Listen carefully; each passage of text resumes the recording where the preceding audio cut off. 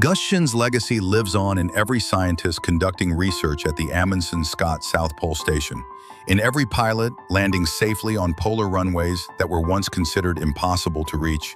and in every young adventurer who dreams of exploring the unknown. His historic flight was not just a feat of aviation, but a victory of human determination over the harshest elements on Earth.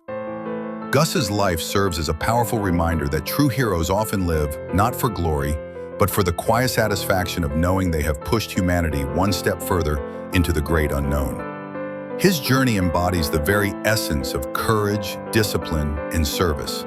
a life devoted not to personal acclaim, but to the betterment of others through the pursuit of knowledge and the expansion of human frontiers. Today, as the icy winds still whip across the endless Antarctic plateau he once conquered, and as modern aircraft trace the same frozen paths he first dared to chart, Conrad Gus Shin's spirit continues to soar across those barren, beautiful skies, forever etched into the history of exploration. Though his voice has grown silent, his legacy resounds across the vast frozen continent and throughout the halls of history, reminding us that even in the most desolate corners of the earth, the bravery of one man can illuminate a path for all mankind. Tom Rafferty, the stalwart center and guard for the Dallas Cowboys from 1976 to 1989, passed away at age 70 on June 5, 2025, in Windsor, Colorado,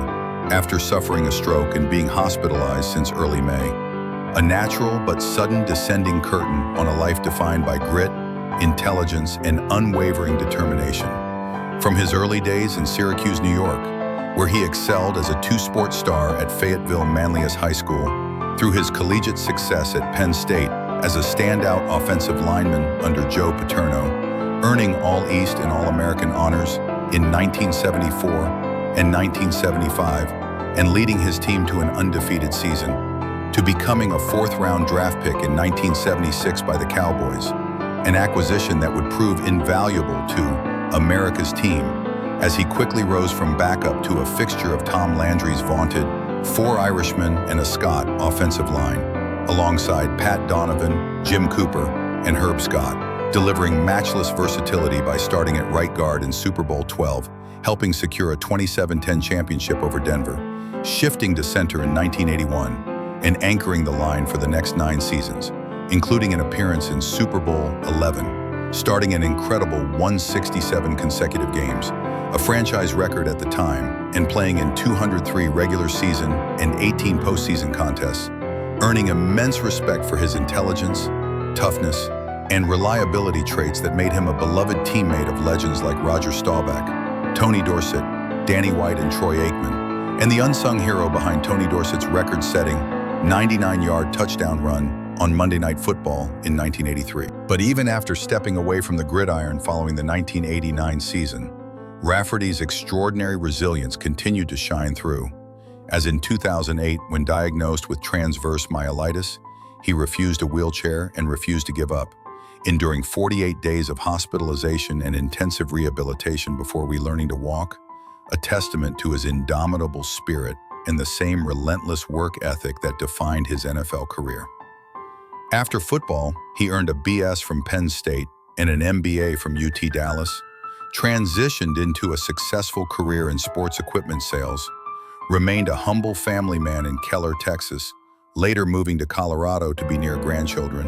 and maintained a witty, generous presence among fans, famously scolding broadcaster Brad Sham on the sideline, joking with teammates, and earning accolades such as induction into the Greater Syracuse Sports Hall of Fame. Yet his final chapter was marked by silence and seriousness, as a stroke felled the man who had once felled opponents, leaving him hospitalized in early May until his passing on June 5, confirmed by his daughter Rachel Powers and mourned by the Cowboys organization, whose statement honored him as a champion teammate who